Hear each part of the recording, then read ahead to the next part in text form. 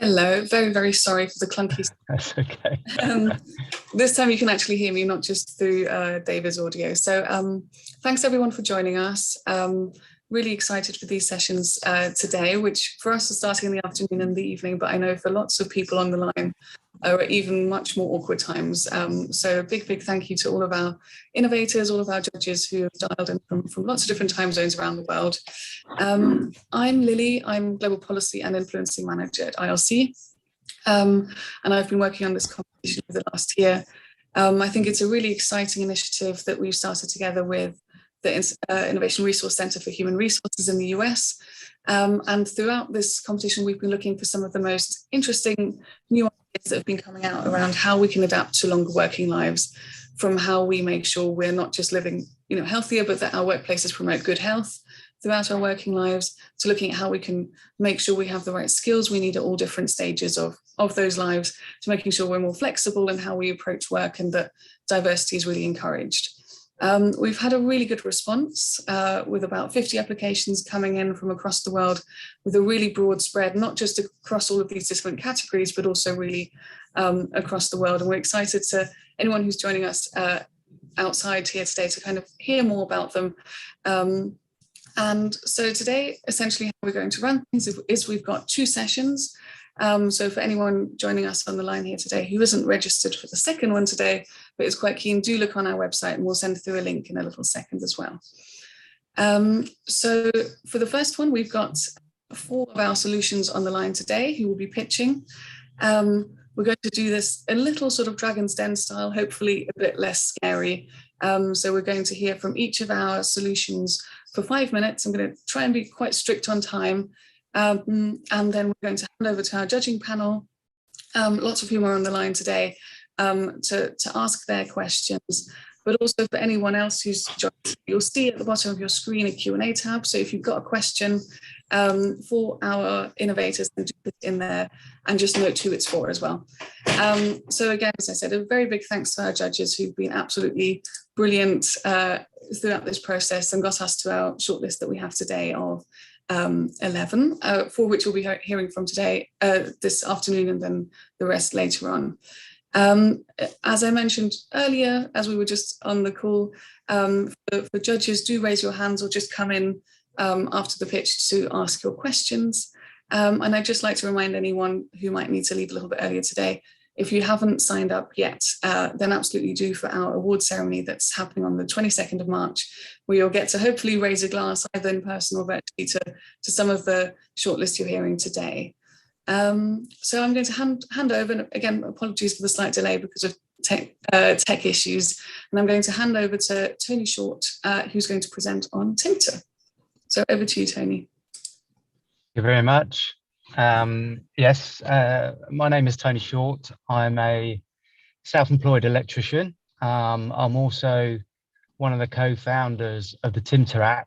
An idea that I come up with personally, and shared the idea with a couple of friends that are tech experts, and together we realized that not only the trade industry, but other small business owners, startups, anyone that basically wanted to run their own business or be self-employed or freelance could do it in a very simple format, on a mobile phone, so on a mobile device.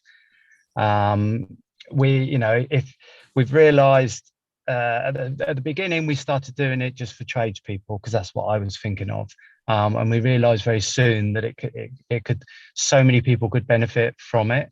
If you're selling your time or you're selling products, it will work for you.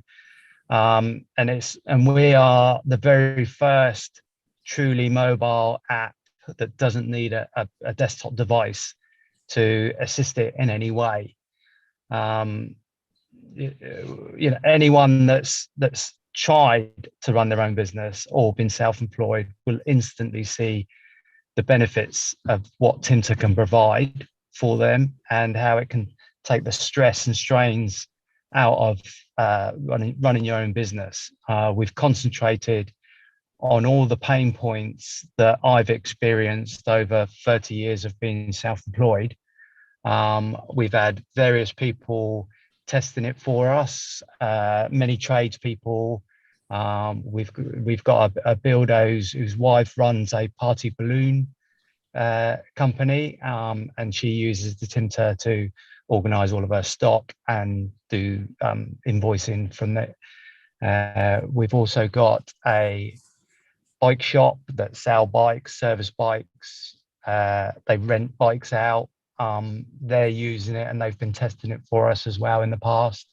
So we're really pleased with the feedback from different types of businesses and how it's working for them.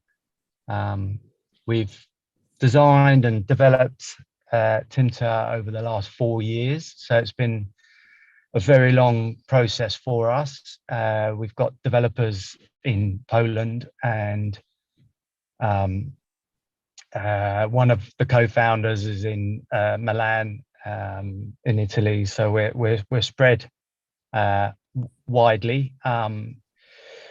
With initially we're launching it in the UK. We've got high hopes that it could quickly be presented to other initially English-speaking countries, like the US or Australia or many others. So it's quite an easy way to share the benefits of the app. We use cloud computing, and I don't know too much about the tech side because that's for my partners. But we use cloud computing so we can scale up very quickly to make it available for so many other people. So yeah, the app, we're very pleased with the way it's going. It's a steady progress.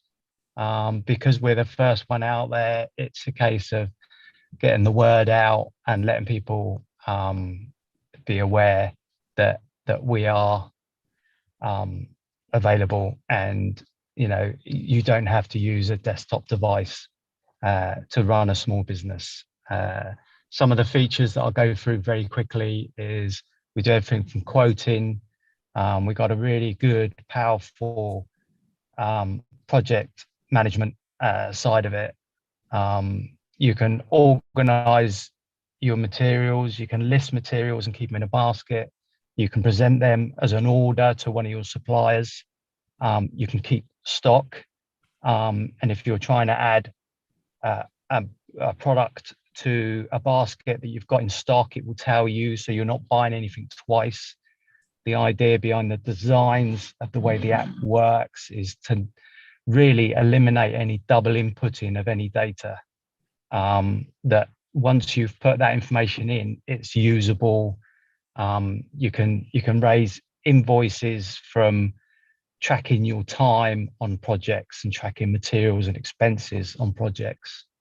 So it's a fantastic tool to be mobile with. And one of the new features that I absolutely love is on the home screen, we've got uninvoiced work. So anything that I've personally done over the week or the month on projects, tracking time, materials or expenses, it knows it hasn't been invoiced.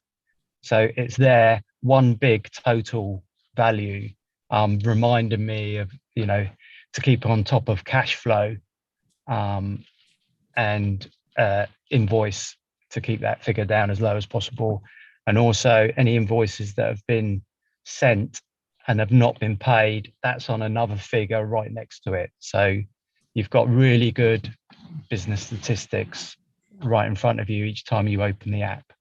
So, the whole team are very excited about how this can help so many people with not taking their business home at the end, the end of the day. You've done all your admin work throughout the course of the day as it happens, so you're not missing important details, and that when you get home in the evening and when the weekend comes, you're not sat there doing all the paperwork that you haven't been able to do during the week. So yeah, we're very excited. Great, thank you, Tony. Any of our judges that want to kick off with a question? George, yeah. Tony, really interesting. I'd love to understand a little bit more about what your plans are for taking Tinter to a broader audience, so your sales and marketing. We have got a marketing agency that we've recently that have been helping us at the beginning, and we're going to push a lot harder soon. It's mainly been on social media, but now things have opened up a bit more. We're really looking to go to all the exhibitions and start trying to promote it sort of on a face-to-face, meeting people, and then we can explain fully all the features. We've got a very good website that we've developed as well, so that explains everything there. But there's nothing like being sort of face-to-face with people to get the message across. Thank you. What's your ambition for Tinter? What will success look like for you? I mean, certainly getting a lot more users in the UK would be fantastic, and getting feedback from everyone that's using the app of all different ages. But yeah, we have ambitiously got a trademark for Tinter, the name and the logo globally. So we are thinking that any English company could adopt Tinter, and then we could really look into if we've got to do different languages. And then so the high-end scale of ambition is for every country to be using it. Fabulous, thank you. Quite ambitious. Nick, you've got your hand up. Oh yeah. First of all, I love you're on the way. So, and you represent. I think you represent the application itself, because obviously, I don't want to know about your age, and we're not talking about age here. But one of the questions I always ask since the first day, because I've seen the application is so well designed, it's something I would say is very particular in the market. But one of the reasons why I guess you're here today and we've been selected is just how much you think your app could impact or sustain or support people which maybe are retired or free time and have skills. Sometimes they're being frozen in the process of life, could be freed by your application. Yes. You see it? Do you see as a way of making also the application to empower people in the process of life and in trajectory of life? Yeah, I think so. I mean, we've purposely made it as simple as we can. I mean, it's a very powerful app. It does a lot. We've wanted it to cure every pain point of a small business or being self-employed. So, we're really hoping that if somebody was further on with life and their career, and suddenly it's stopped for whatever reason, something like Tinter would really give them, they could see how simple it is, get an idea of, even if they hadn't run a business before, that they could look at the app and say, actually, this is not that hard. It's given me everything that I need, and hopefully give them the confidence to start a little venture themselves. And the app is very affordable. We're doing discounts for any startups and any companies. We've done it through COVID with all the tradespeople, where we've done a big discount for anyone. We just didn't want anyone struggling and it to be a barrier. So the cost is very low. Right, because I think the word startups, whatever the age of the startupper. That's what I really like about the app. Thank you, Tony. Yeah, thank you. David Sinclair from ILC. Really great, really interesting. And I can see practically, and my wife buys and sells craft things. I can see very practically how, like, someone wanted to set up a business who didn't know where to go. This sort of thing would be really helpful. You talked about simplicity, and I think that absolutely the key. Don't know if you could sort of, clearly as we get older, ease of use becomes perhaps, well, it's relevant to all of us, but actually as we get older, ease of use, accessibility, usability potentially becomes even more important. So I don't know if you could sort of say a little bit more about simplicity, but in terms of how you've sort of thought about how you make it as accessible as possible. And then I suppose secondly, there is a little bit of evidence that it may be changing, that as we get older, at the moment, we're a little bit more comfortable with web platforms than with apps. So I'd be interested if you found that, or if you think that might be changing. I think I mean, we haven't found any barriers there why people don't want to do it on an iPhone. It can be used on a tablet or an iPad.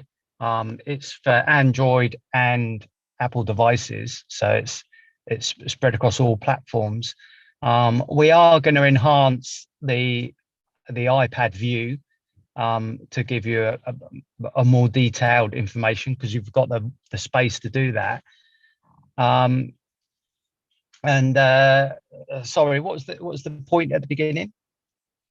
Usability and sort of accessibility. Yes, sorry. The iPad, not least in terms of font size, is perhaps one way you may well do it, but of a broader sort of thinking about usability.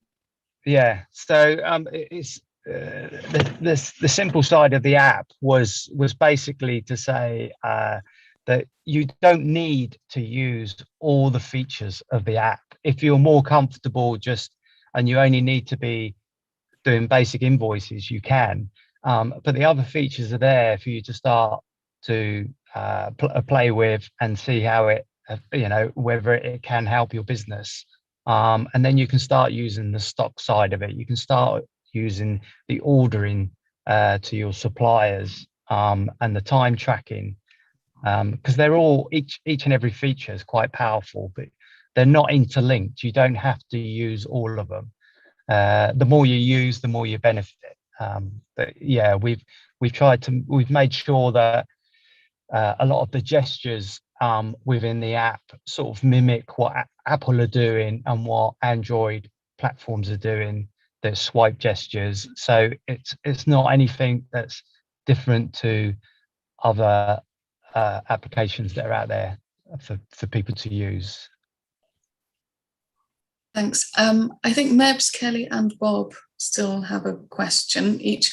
We're running a little bit tight on time, so I'll ask you to keep them quite brief. Sure. Excellent idea, Tony, and thank you for sharing that with us. Just two quick questions. One, I'm curious about your revenue model. I'm assuming it's a subscription that people pay for every month. And number two, how are you supporting it? If I'm I don't know, in Canada, we have people that do drywalling in our houses. A drywaller gets stuck on a Thursday afternoon doing X, Y, and Z. How are you supporting this app? Yeah, firstly, it is a subscription, and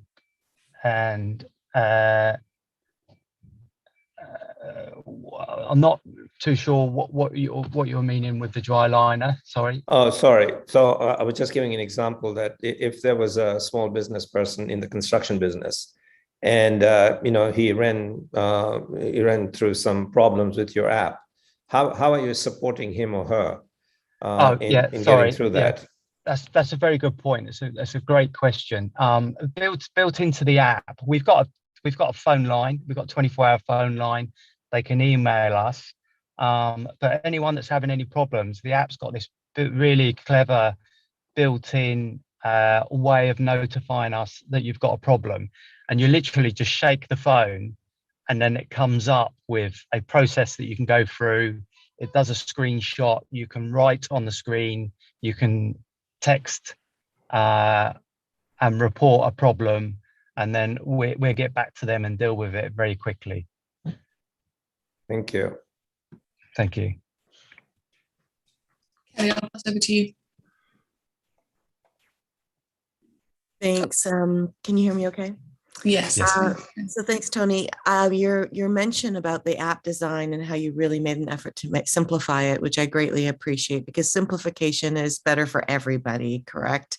You know, Yes. and if you're thinking of going global, I didn't see it in the application. It was implied, but have you done focus groups with different age groups? Not only that, but people with, I'm just thinking of accessibility, where in many countries there are laws and rules in place about how the font size or the contrast or some of these accessibility issues, thinking about people with learning disabilities, people with different languages, and people with different age, like vision and touch abilities. Is that something you've thought about? Is that something that's capable of being done if it hasn't already been considered already? As far as looking at other countries at this stage, it's really that side of it is just it's a pipe dream. We're only really concentrating on the UK market at this moment in time. Mm-hmm. We have our testers are of ages from mid 50s down to their 20s. Mid 20s, and they're all able and happy to use the app with no problems at all, and they're all enjoying using it. They're all people that have got their own businesses or are self-employed tradespeople, and we're not getting any reports back that they're having any sort of difficulties. They're coming back with good feedback. And they've all got their own ideas of additional features that they might want us to think about, and we take all that on board. We're looking at everything that people are suggesting and trying to make it work for all the different age types and all the different types of businesses that could use the app. Okay, thank you. Thank you. Thanks. And Bob, I know you sent a question by message. Yeah, I couldn't get it into the Q&A, but anyway, no problem at all. That's fine. Yeah, you mentioned, Tony, at one point, the potential to free up time at home because people will have done all of this stuff on the app, and so there's going to free up a bit of time. I know it's awfully difficult for a lot of people, especially running your own business, to leave the business alone at any time. So what feedback have you had so far from users, especially in terms of the impact on their life balance, the ability to leave things on the app and not touch it in the evening, for example? Yeah. Well, there is always that element that work is playing on your mind, and you need to just clear up a couple of things. But everyone that is using it and everyone that's tested it with us really enjoy the fact that if you're using it as you should do, so during the course of the day, you're not missing key information. You're getting all the information that you need onto the app. You're not forgetting things. And then when you go home in the evenings, yes, they can continue. If they're going through a particularly busy stage, they can carry on and process it.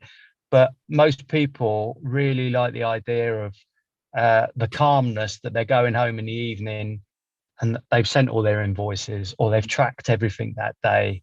There's nothing been missed. So that's one clear message, and it's one that our marketing agency really want to promote. That you can have more time with your family and more time with your friends and more time doing the things that you should be enjoying, and having your own business or small company is not as stressful as people think it is or can be. Okay, thanks. Thank you. Thanks. Great. Thanks so much, Tony. I think I'm going to hand over straight to Mandy, who's going to talk about Empowerment Passport. Thank you. Hello, hi. Could you put the slide up for me, please?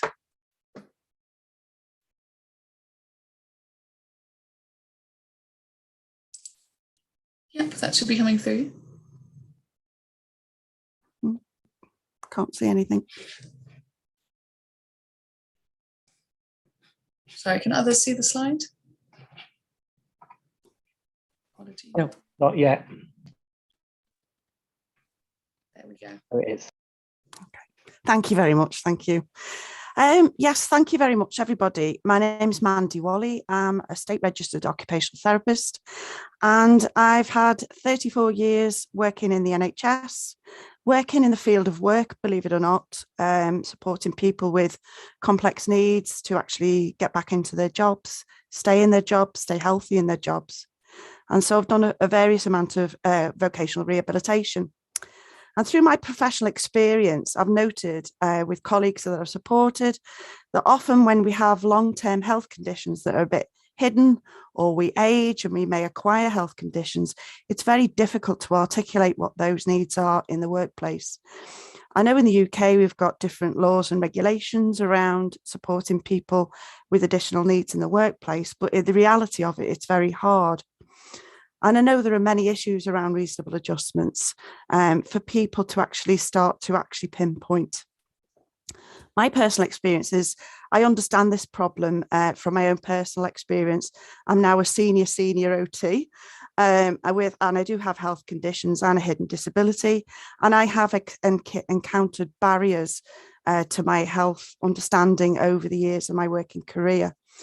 So much so that I had to take voluntary early retirement. And then I launched this personal initiative really called the Empowerment Passport. And this is my new business. This is the area I'm focusing on. I also have 2 children who've got additional needs. And what I've noticed through the lived experience is often it's when people switch from one area to another in their career. So they go from job to job, or leave university and go into the job. Often, information about that person, what your working style is, how you cope, what works well and what doesn't always transfer with you. So it got me thinking that really we need to think differently about this. And this is where I feel that the Empowerment Passport can address some of those concerns. Next slide, please. Thank you. So what's the problem here? What are we trying to address? Well, we are having an aging population across the globe, and there may be a situation soon where older people will outnumber younger people. And this will have a major impact on the fabric of society, how we live, how we finance our lives, how we stay healthy, how we progress, and actually more importantly, how we value people. So we really do need to think differently to create this balance for our future and to enable all societies to function well, economically, socially, and with good health. So my solution is the Empowerment Passport. It's designed as a web application where individuals of any age or ability can complete a questionnaire to enable them to identify their own unique adjustment needs for employment or even in education. Having a document that is your own is really important, and it'll be a good reference and occupational for a communication tool. And it's created around your own needs, empowering you to have these conversations, particularly with line managers and employers or with colleagues.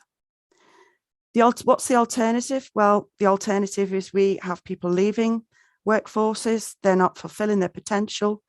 They may have poor health that's not being addressed, no accommodations, and the reduced ability to be financially independent. So here we have the Empowerment Passport. As I said, it's a web application, and I've referenced it in my own professional body, that good work is good for your health. And there's 2 documents that I've focused on that complements this concept, and that's from Good Work is Good for Your Health guide from Occupational Therapy Report, and Improving Lives and Saving Money, again, another occupational therapy report. Next slide, please. What we have here is a picture of what we call the Peo model, which is something that this Empowerment Passport is based on, where we're looking at the person, we're looking at the task or the occupation, and we're looking at the environment. And when all those areas are in harmony and it's in balance, we have good work. And this is the essence of what this passport does. Next slide, please. So the EP goes where you go. It's portable, it's shareable, It covers transition from one place to another, one job to another. And most importantly, information about you is not lost in that transition. And also what people have found is that it improves communication. Again, it showcases diversity. And this is one of the most important things to consider as we grow older and as we advance in our age. Next slide, please. So what do we think of the impact? Well, we obviously hope it improves lives by saving money. And the saving money element is that we're going to reduce costs on replacing and retraining really good staff. It will deliver best practice from an HR perspective, and that complements the current UK legislation, but I'm sure it reflects similar legislation in other countries. It's cost effective. It's a central one-stop shop, both for employers and employees to refer to on all matters relating to age and or disability for equality in the workplace, and includes awareness training, short videos. We hope to increase opportunities for implementation of the practical adjustments, building in flexibility and fostering a positive culture change. This won't happen overnight, but we've got to begin somewhere. Next slide, please. So because it's an occupational therapy-led model, Good Work offers identity, routine and structure, social contact, achievement, obviously financial security, feeling of self-worth, and the purpose of that achievement. Next slide, please. This is the 4 areas in the design and implementation.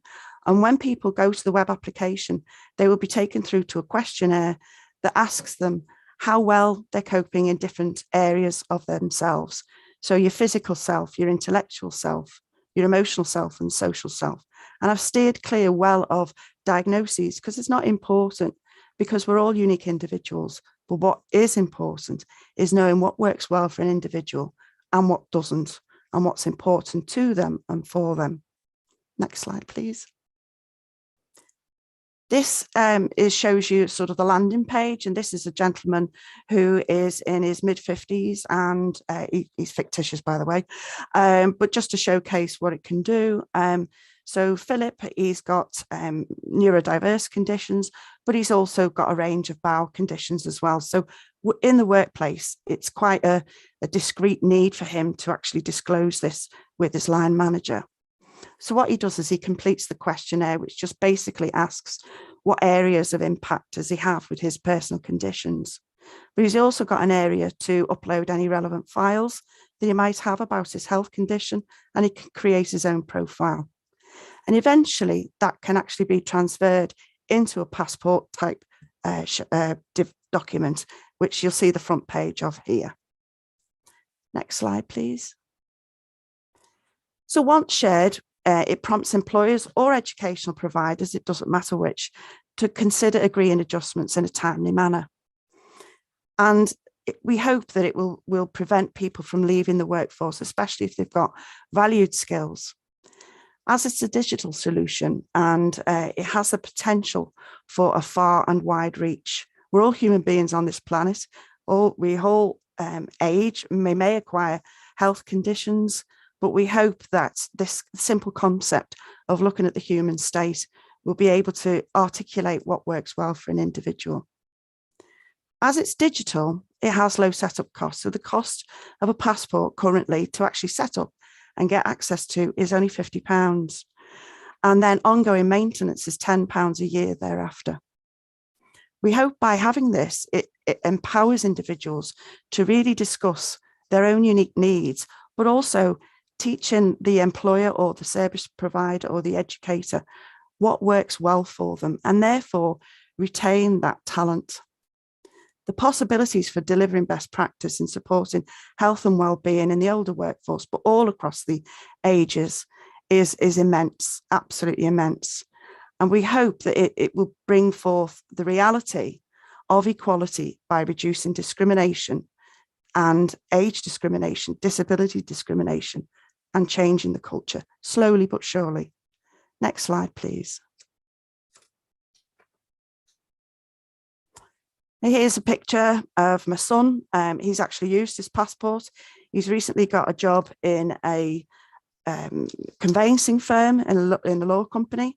He's got ADHD and dyslexia, and obviously getting his degree was a big challenge for him. So what worked well in his education is now uploaded onto his empowerment passport, which is going to be essential for his new employers to read. But because it belongs to him, he has that equal conversation. So it's a solution for supporting these empowering conversations between older employees or younger employees, their manager, in order to retain talent, knowledge, skills, and experience. And I'd like to leave you with the thought of good adjustments in work means good work, which means good lives, which means good health and good economy. And it's regardless of age, disability, or any health condition. Thank you. Thank you, Mandy. Really good presentation. Are there any immediate questions from, I can see Shruti, you have your hand up. Thanks, Mandy. I love that concept. I think it's an issue that we all struggle with, and nobody's really found a solution for that. So the idea is very grand, and it's really, really great. Couple of questions on the implementation side. The first one being, is the passport validated by someone? So do you have an occupational therapist or is a GP involved who might actually say, well, these are the conditions you have and this is the impact that you might have on the tasks that you do? And the second question is, I think the key challenge is, how do you really enforce that? How do you enforce employers to make use out of it? How do we ensure that actually this passport would be used in a way that your work sort of tasks or accommodation will be changed? We know that's a very difficult topic unless sort of you get sort of more of a mandatory obligations on employers to do that. Or so how would you engage or enforce this on employers? What are your thoughts about that? So validation and enforcement. Okay, so the validation in terms of the content, we've got a subsection on the website called Ask the OT, and a group of my colleagues are quite willing to do one-to-one host Zoom opportunities. And it could actually be any OT, really, to be honest, that in different countries. It's the same principle. We're all trained in the same way to look at the impact of conditions on somebody's performance and how the environment interplays. So that's one area you could validate it, or you could actually do it with either somebody who's close to you, work mentor, or your own specialist. It could be anybody that you choose. And the second point in terms of how you enforce it, well, it's a difficult one really, because nobody can enforce people to use this tool because it's such a sensitive area about disclosure. However, there are partnering to this is something called an Empowerment Passport Action Plan, which employers and service providers and or educationalists might find really helpful, that complements this. And with every passport that goes out, an employer or whoever has the access to this action plan, really. So the individual, what we're trying to do is foster open conversations. We know it's a tricky subject. We know it's very, very difficult, but it's about having that confidence and trust that things will actually change and change will happen.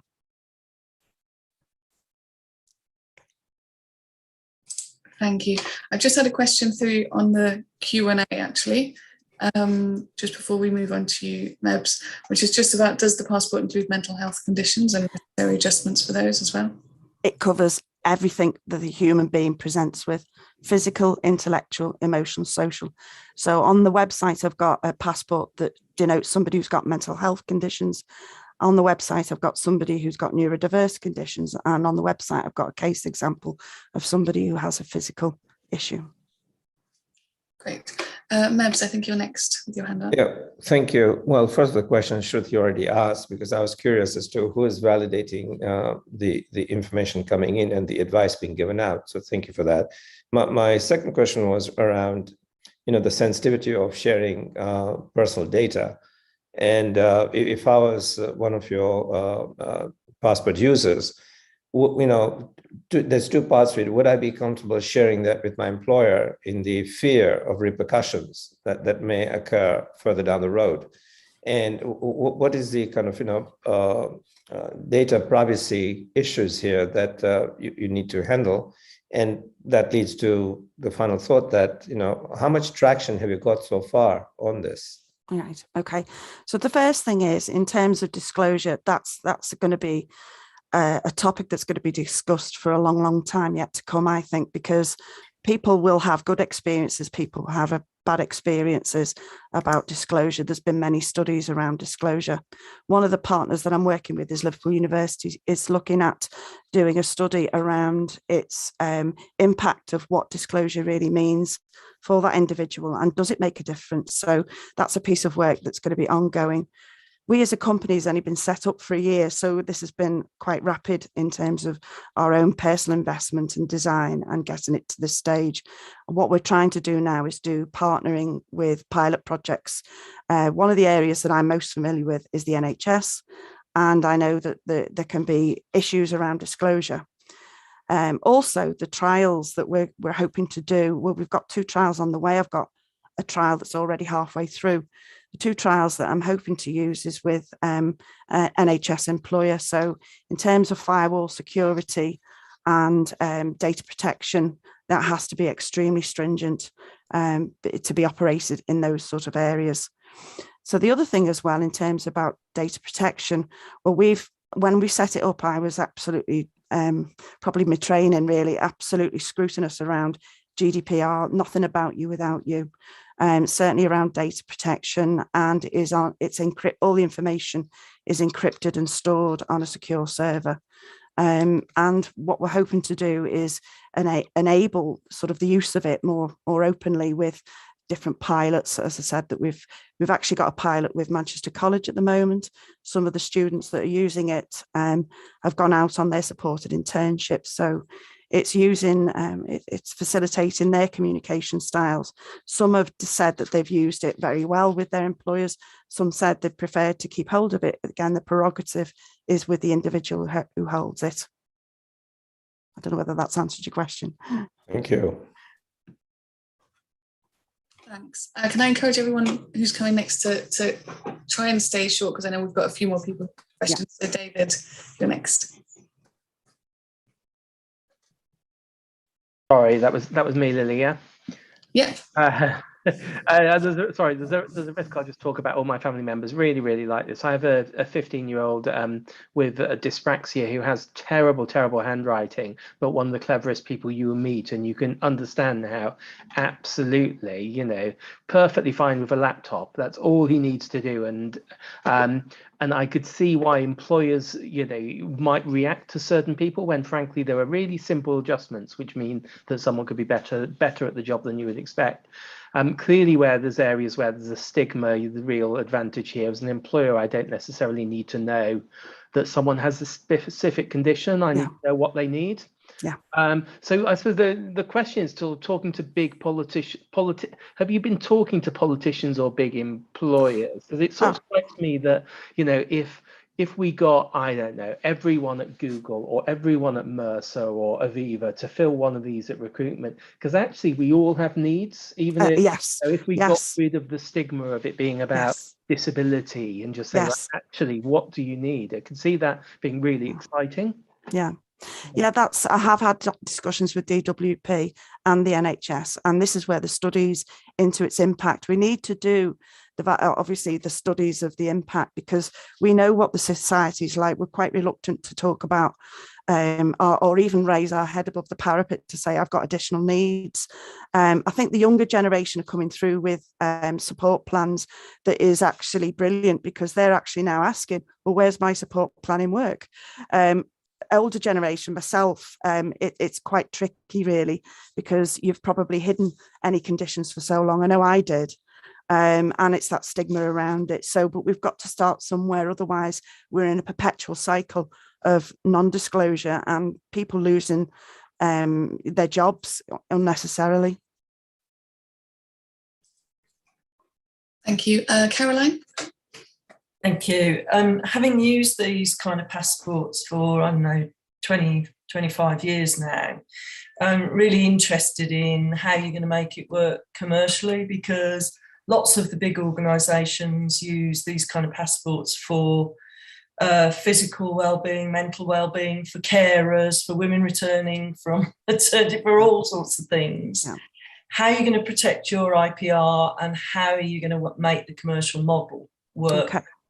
Okay, I've protected the IP at the moment because I've trademarked the actual concept and also how you balance it up.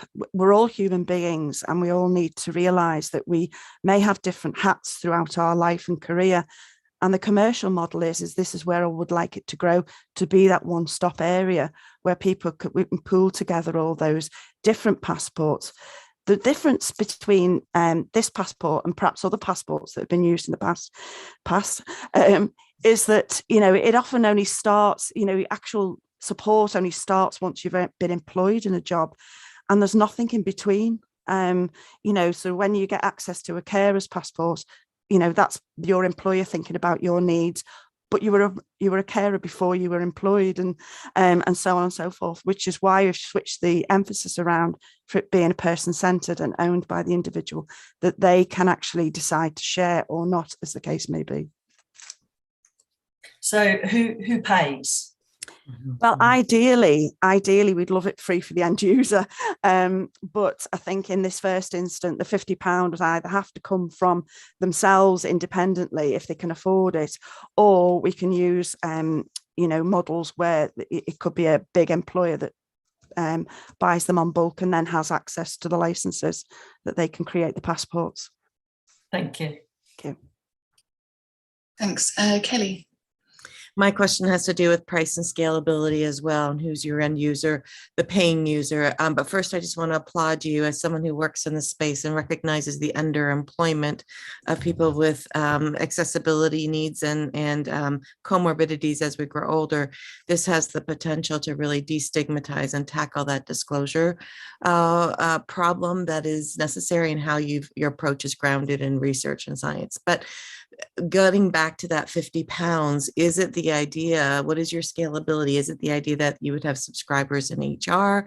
Do you want adoption with the NHS? Can you tell me a little bit more about that? It could be anywhere in every public body, if you think about it. It could be education, it could be the NHS, it could actually be the Department of Work and Pensions, or any other council. It could be any of those that would buy so many licenses. So I've had conversations with DWP, and the access to work principle that is in this country, so people have the ability to apply for extra support when they have a protected characteristic, is also disjointed. It's not working, and they also know that it's not working. So this is where it would be really interesting to do a feasibility study on looking at this as its own pilot. So, perhaps launching it through more public bodies. Thank you. And professional societies, like absolutely occupational therapies. Yeah. Thank you. And I've got one final question from Sheila. Hello, and thank you, Mandy. I just want to start by saying great presentation, and coming from HR, I can see how this could be really beneficial in helping, have those conversations. And I like how you talk about the balance between the person and the occupation and the environment. But where I guess my question comes from is balancing between the employee and the employer. And this may even be, a question similar to the one that Shruti asked before. But I need to ask, how do you prevent someone from self-diagnosing, perhaps even misusing the tool in order to get something they want versus something they truly need? Yeah, I mean, that has been brought to my attention a number of times, and particularly if somebody may be unwell mentally, how do you actually portray that information? Well, they then have that option then of contacting an independent OT to validate what they've said, or if that's something that HR might want to build in as a feature where OTs can assess or support that individual in that workplace. That is also a feature that could be brought in. Thank you. Thank you so much, Mandy. And I'm going to pass over to Harris, who's going to present from Brave Starts. Thanks, Lily. I'm just going to share my screen. Hopefully everyone can see that. Yep. Awesome. So afternoon, everyone. My name is Harris Kareem, and the technical co-founder of Brave Starts, and I'm very excited to tell you about the work that we do. And thank you to the ILC for allowing us to pitch at this session. So who are we? We are a group of passionate and mission-aligned people who are focused on supporting people to make their latter working years their best yet. Our core values are that we are not-for-profit, we're backed by data and research, and very community-centric in how we build our proposition, as well as it's supporting local communities, charities, and small businesses through the work that we do. So what is the problem we're trying to solve? This is threefold. Firstly, we are living longer as people and therefore are working longer, and many people over 50 are trying to navigate their traditional careers where ageism is still quite prevalent and is a barrier to progression. Secondly, post-pandemic, the world of work is a fundamentally different proposition, and many of us are feeling lost on what we want to get out of our careers and what motivates us. And finally, it's very difficult to transition out of established careers, which requires a lot of time and energy to understand what's next. This is supported by the research we've conducted in the past year in this area to understand and validate the core problem we're trying to solve. We ran an online survey last year where over 5,000 people over 50 responded, and we asked a variety of questions. And one of the questions we asked is really understanding what are people looking for out of their careers. And many said a sense of purpose, more flexibility in their jobs, as well as a chance to learn something new. We also asked people what's really stopping them from making the change. And far and away, the top answer was no idea what to do next, as well as the common theme of ageism. So our critical insight is that we are sleepwalking into a workforce crisis, with many over 50s needing or wanting to continue to contribute to society, but their needs are not being fully addressed by the labour market. If we can unlock this value that this very experienced and motivated cohort of people can deliver, we can really make a big impact. So what's our big idea? We want to use our leading data and research to deliver targeted solutions to this demographic of people, as well as supporting organizations with the tools to drive long-term employability, satisfaction, and performance, hoping to make people's latter work years their best yet, and enabling organizations to become more socially responsible industry leaders as part of their ESG strategies. Our solution consists of a community-focused career management platform tailored to this audience, which includes a membership site, an innovative program, as well as a place for mentorship by leading experts. Our membership platform enables people to meet and interact with each other, to share experiences and insights at our many events and working sessions, along with usage of our members directory to bring greater opportunities to collaborate. Our innovative Brave Starts program supports our members by building the path to finding a greater sense of purpose and clarity. With our working sessions and workshops, we provide people with the tools to understand their main drivers and motivations and how to cultivate this into something that will provide greater clarity on their next steps. We have many testimonials where we've helped people achieve that greater clarity on what's next for them. We also have a large panel of experts our members can reach out to in order to understand a little bit more about their fields of interest. They can shadow a nutritionist for a day or see if becoming a conservation expert would be right for them. We have many potential experts we could support our members on finding out what's next for them. Our solution has been designed with a community in mind throughout. We work with the latest in human aging psychology experts and research to understand what motivates our demographic and apply this theory and use it into new ideas and leverage it in our members' surveys and feedback forms to continue to iterate our solution.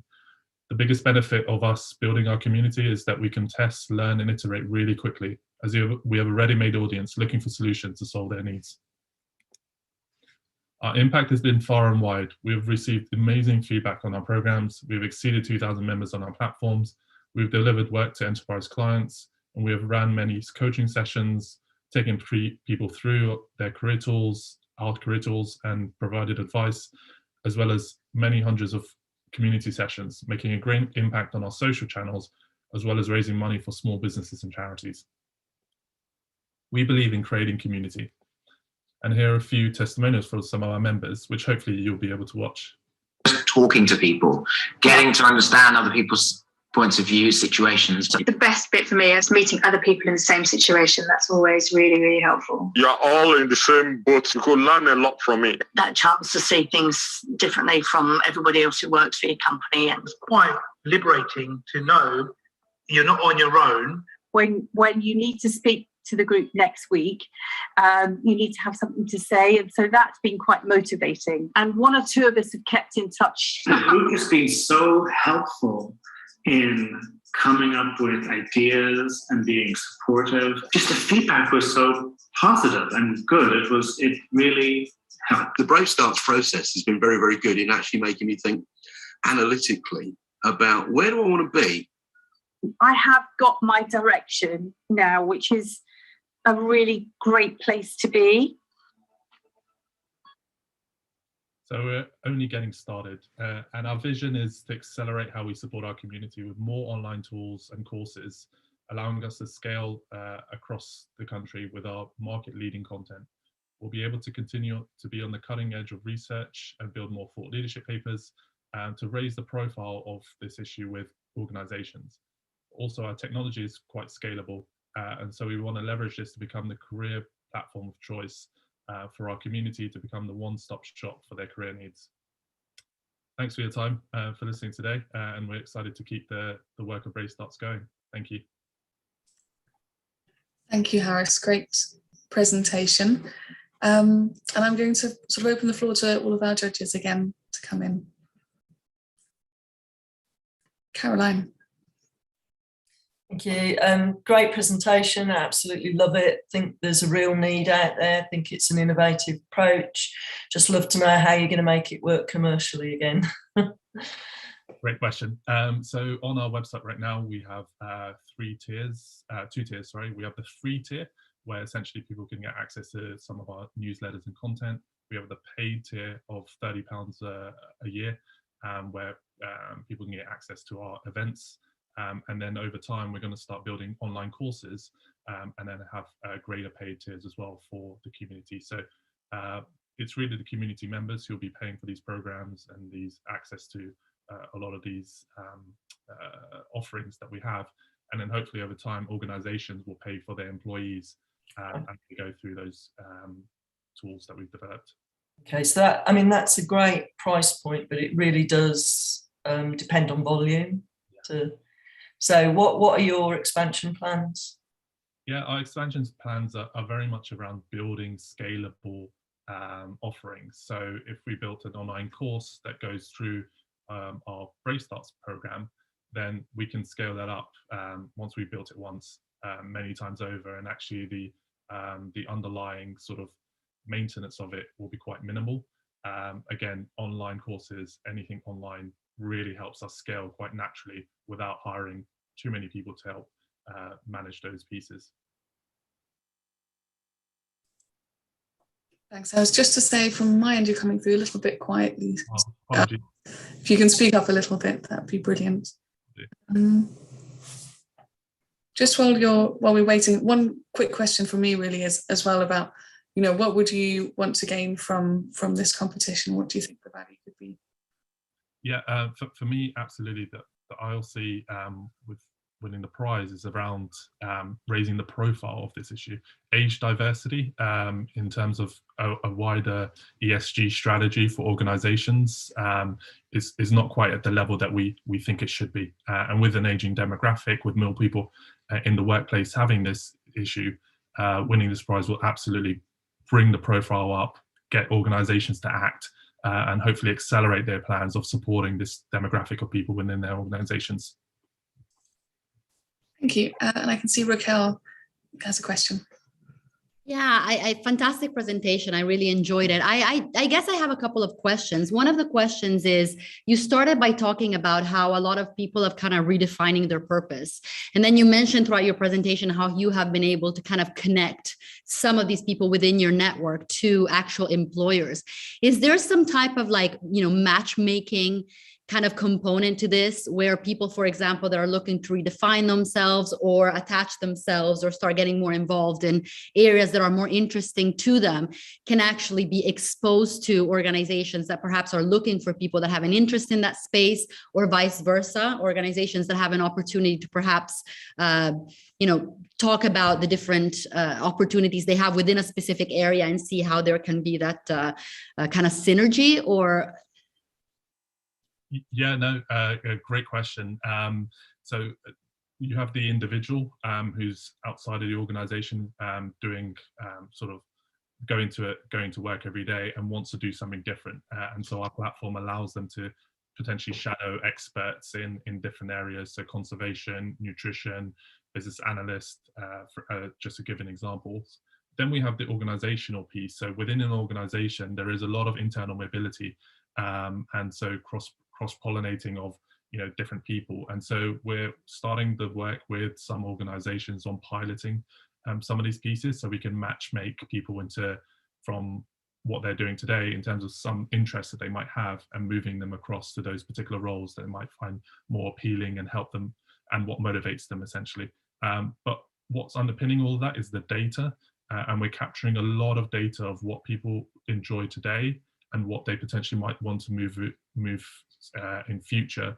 And one of the key insights that we've found out is people in the healthcare and care industry, a large majority of our members want to go into more creative areas, like the arts. And so, really using that insight to help build solutions for them to move, to build the path for them to go into those areas. That's what we're hoping to build over time. Got it. Thank you so much. Thanks. Nick, you put your hand up as well. Well, yeah, I think you already replied in the last sentence, but let me ask again. So you're developing, sorry, first of all, it was so interesting, really, really like it. You're developing this huge or potentially huge database. Are you planning to leverage some of the upcoming technologies to leverage those data and understand the hidden meanings between those data? Because obviously, when you talk about matchmaking, it then requires, if you want to scale, hopefully, probably a way of leveraging the data in a more systematic way. So you're seeing something in the future on how you can better, let me say, understand and make your data applicable? Yeah, no, great question, Nick. Machine learning and artificial intelligence is definitely the way forward in terms of really mining data and understanding the insights out of those. Our data is quite small for a lot of ML models today, but over hopefully the next couple of months and years, we'll start to build a really strong database of really understanding the connections between someone in a particular cluster of people. They're 55 years old, for example, they work in this industry, and they've been doing this job. They're 60% likely to move to this particular area. And so we can start to build the product to help them move from one place to the other. Absolutely, that's part of the vision. But today it's about really accumulating that data before we move on to understanding the insights behind them. Absolutely. Thank you. No worries.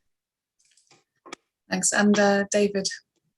Yeah, just very briefly, the new employment stats out today highlight again that in the UK we've seen huge numbers of people over 50 who've sort of fallen out of the labour market in the last couple of years. Same in the US, of course, as well.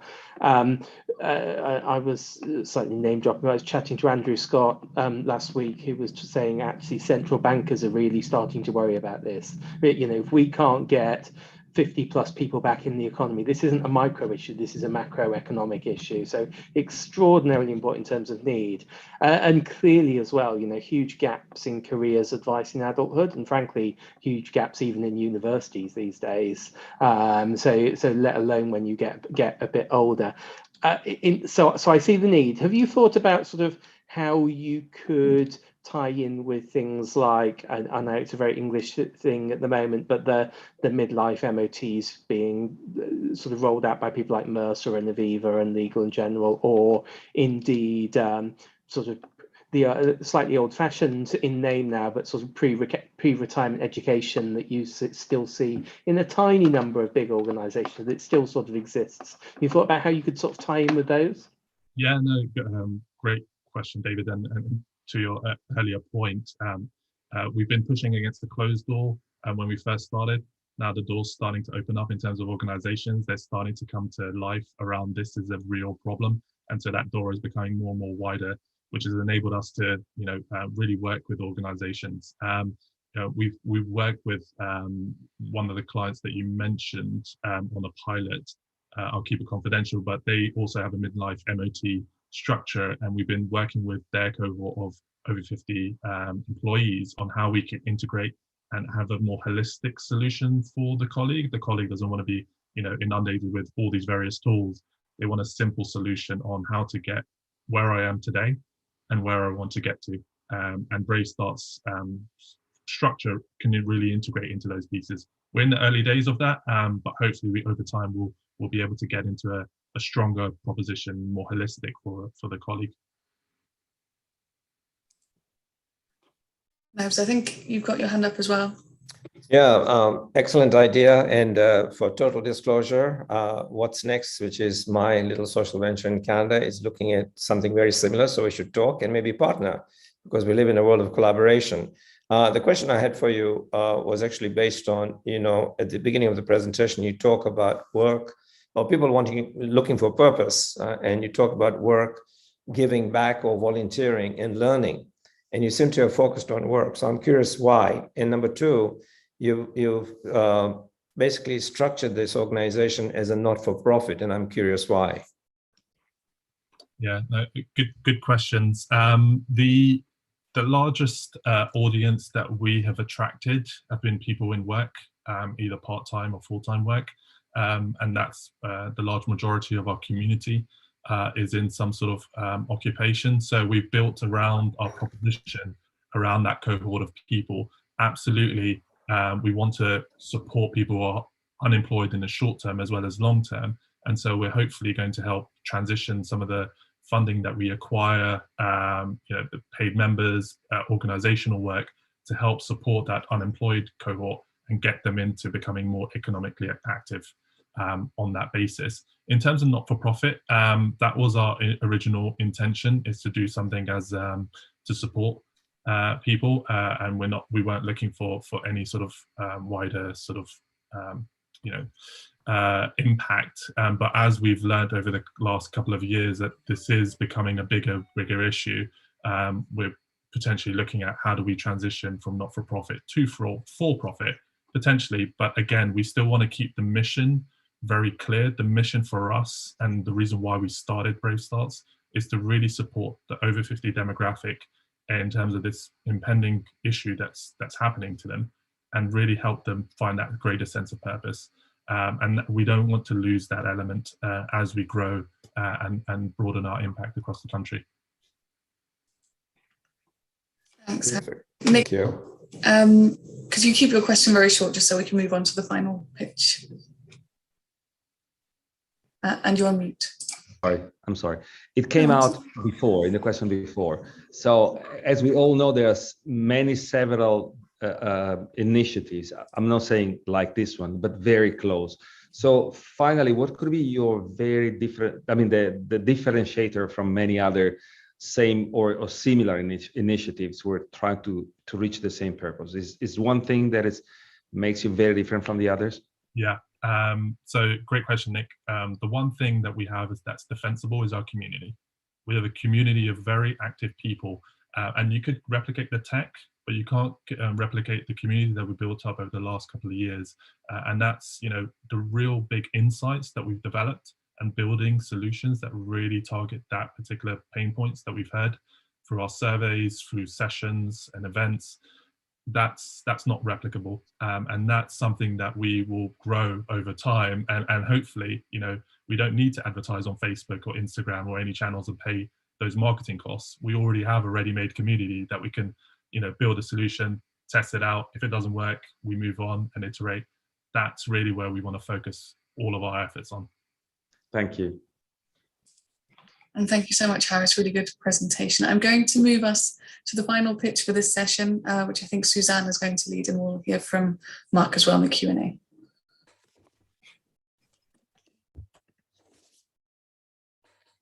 Hi, my name is Suzanne Noble, and I'm here with my colleague, Mark Elliott.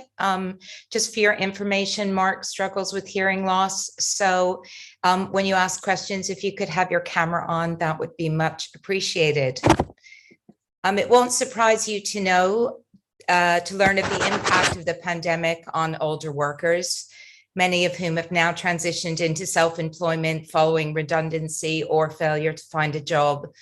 And it takes people over 50 twice as long as any other age group to find a job. And that's where we come in.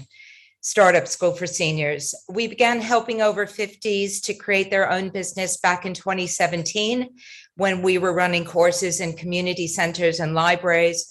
And over the years, we've iterated the course and we've learned from our service users how we could improve our offering.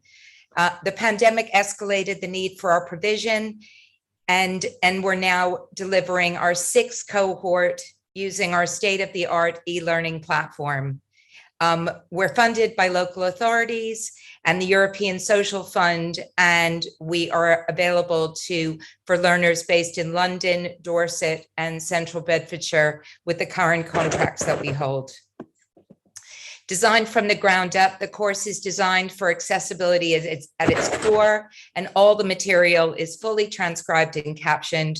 We provide workbooks, an area where learners can track their progress, as well as their morale. And an online marketplace enables them to make their first offer to both current and former learners. A weekly exploration and collaboration session, which we hold over Zoom every week, encourages learners to share and test their business offers out with others in a warm and welcoming space. And a going forward group we've created meets on a monthly basis for ongoing support and encouragement.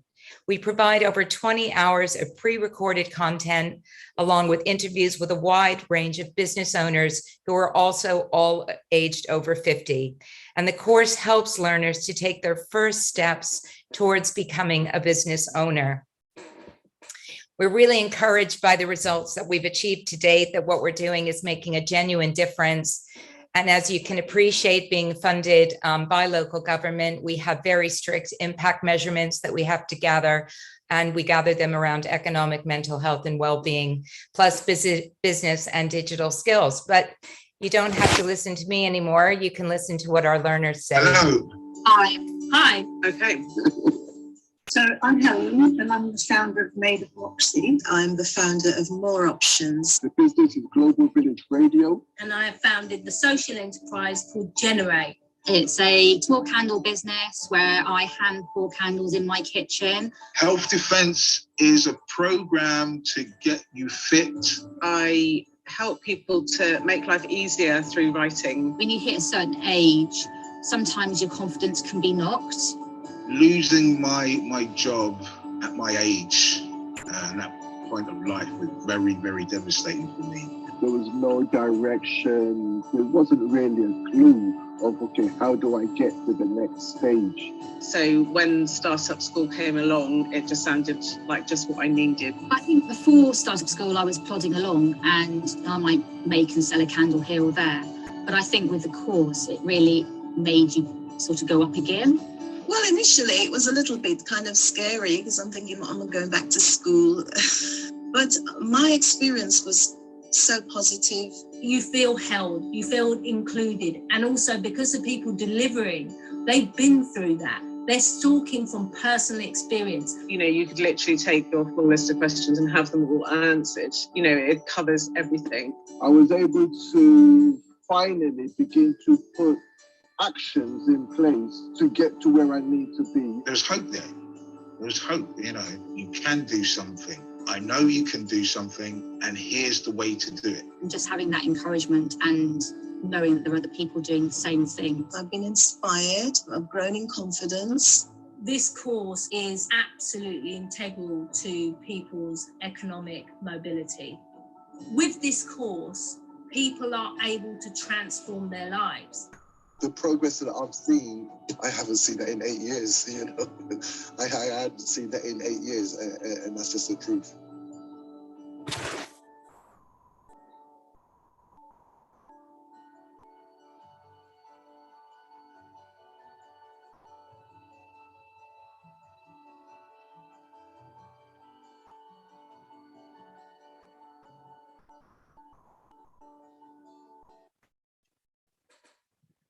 Hello. Oops. Hi.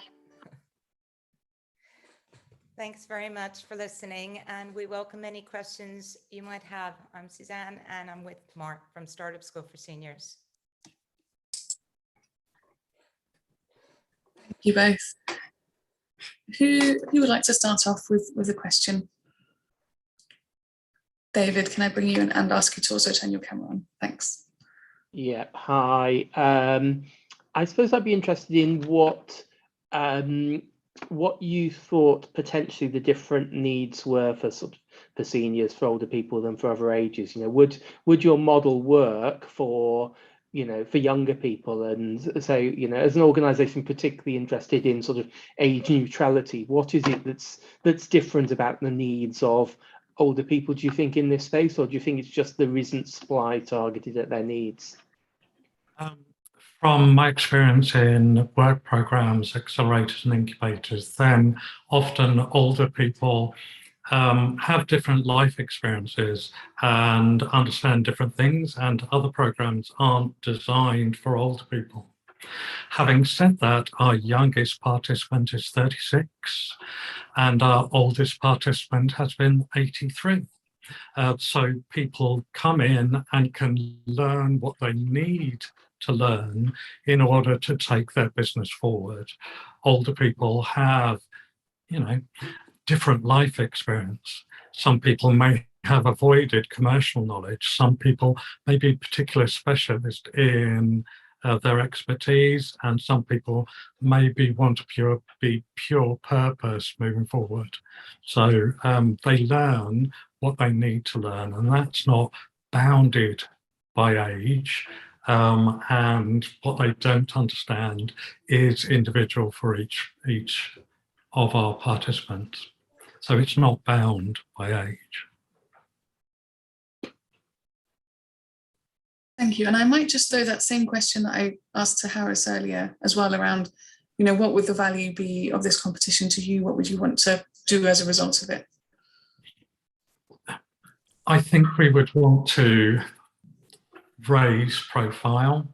We would want to raise the profile of people who have been pushed, jumped, or nudged out of the workforce, and enable them to live the life that they want to lead after 50. Thank you. Caroline.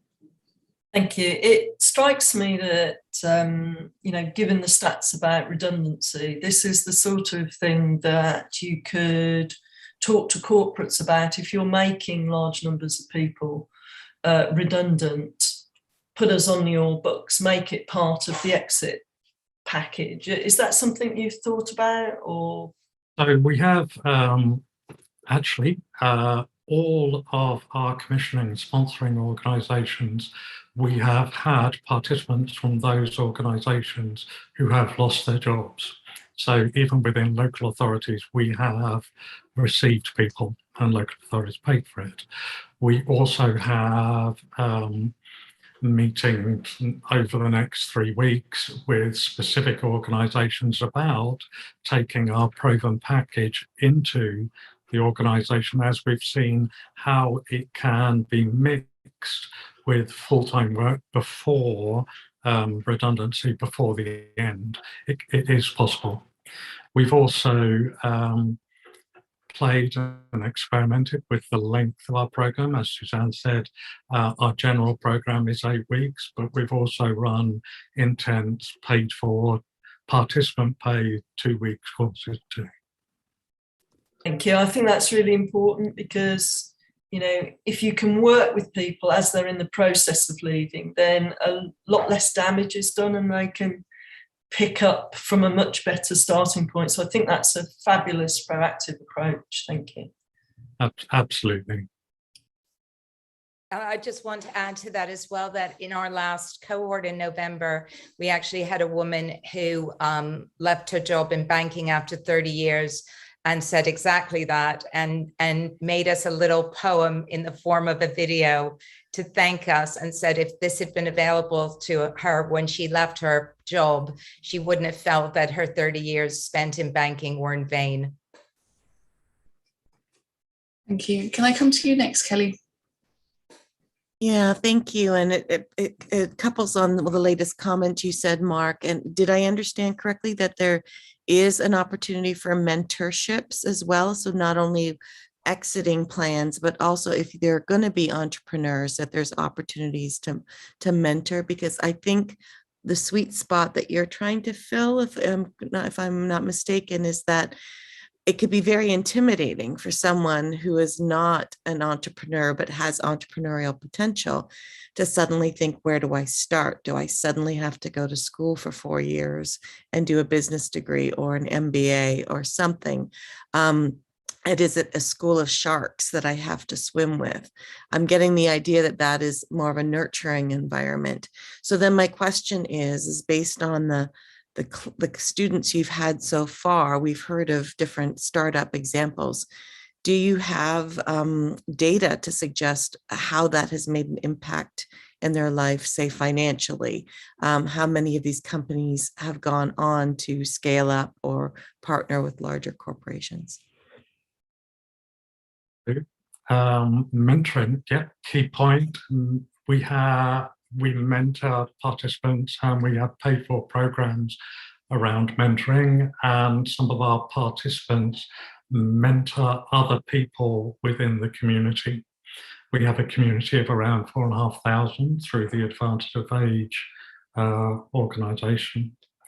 And forgive me, Kelly, I have forgotten, it's an age thing, isn't it? Do you have data on the outcomes? Or, so in the outcomes, as Suzanne mentioned, around a third of our participants have earned money from their business before the end of our 8-week program. We measure a lot of data with our impacts, and we know roughly a third have made their first steps during the 8 weeks. And from our follow-on surveys, we believe that another 40% have gone on to maintain that single focus moving forward.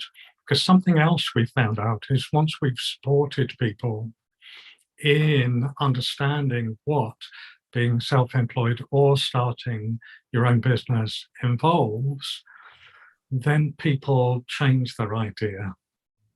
They perhaps come on with one idea, which may be tiny, and then they come back with a more practical, pragmatic, scalable concept. Or perhaps they dream of changing the world and they come back with their first project where they can actually make a difference and leverage their own expertise into changing the world that they live in, or they've worked in, or they survive in. Thank you. Thank you. I'm going to pass over to you, George. Good. Mark, lovely thought. And I want to build on something that Kelly said, but turn it inwards on you. So imagine you are successful and your demand grows exponentially. How do you grow your own business to meet that demand, and how do you maintain the quality that you're clearly delivering through your early cohorts? We have automated a great deal of what we do, and our platform is scalable to enable around 2,000 people per cohort that we go through. The plan for scalability of the cohort-based piece is to just alter the timing of the group collaboration and keep cohorts within cohorts around interest areas. We've already started experimenting with the way that that would look and feel in reality. We've also, oh, what a nightmare, played with multi-cohort pieces. We have engendered, we've taken the academic year and copied it, but we overlapped with some cohorts. So we've become used to... That's a great answer. I'm going to say some time for someone else. The one-to-one pieces and the mentoring, we have started to bring other people in to help them mentor. And people who've been through the course come back into the program to re-experience Thursday night, but they also help facilitate and manage that. So That's a brilliant answer, Mark. Thank you. And I'm going to save some time for Nick to be able to ask his question. I'm the next one because Lily is the master here. Yes, go ahead. I'm not questioning your success. I'm already give it for given. Okay, so I'm looking and I literally building on George's question. It's not only in terms of how you deliver, but how you want to make I would say is a business proposal to the market. So do you see yourself, and these are my suggestions, okay? So I just throw you what I feel. You see yourself as a plugin within other accelerators. You see yourself as a plugin within business organizations. You could easily be added as a sort of a benefit for employees inside the organization, which are handling an aging workforce. You see yourself as a network of accelerators all over. What do you think it could be? And I know it's an early question, but I'm interested to understand how you see yourself in the future. You just read some of my emails this morning, didn't you, Nikki? No, I didn't. Yeah, you did. I did not. Yeah, it's part of the next stage for us. We're lean people through and through, and we experiment and measure all the time. So our experiment and measure is now, one of them is around encouraging people still in work and their employers to celebrate their future desires, to downscale their activities and to enable them to fulfill their personal desire and purpose to do, I don't know, I don't care, to do what they want to do in this next stage of life, whether that is expressing their purpose to change society, whether that is building their hobby, monetizing it, selling it, teaching it, whether it's changing their career because they're bored and they find their next thing is probably self-employment, or they want to monetize their skills and expertise, where they've been teaching or consulting or working within the NHS, within local government, to other people in some self-service way. Or perhaps they just want to get a handle on how to build a community of left-handed hat makers and get hold of how social media works. So yeah, we experiment for financial and financial state sustainability. Then we look to people with money and people with the problem and issues, and that may be participants, that may be corporate, that may be local government, national government, and internationally. We've had international people from New Zealand, from Canada, from Australia already. Chat got up at 5 o'clock from New Zealand, and we're looking at sharing our platform with them. So using our experience to help build other communities with other people who have been pushed, shoved, or jumped out of the job market in other places in the world. Thank you. Thank you. And thanks everyone. And I should say slight apologies from my side for letting us overrun. I think that was my tech issues at the beginning. So just a big thank you for some really brilliant presentations today and some really good questions. And we'll be seeing some of you in the evening session. I've just got a question through on the chat about when that is. I'll just send an email around to everyone with the link afterwards. So thanks all, and see some of you later. Thanks, Lily. Bye. Bye. Bye-bye. Thank you. Bye, everyone.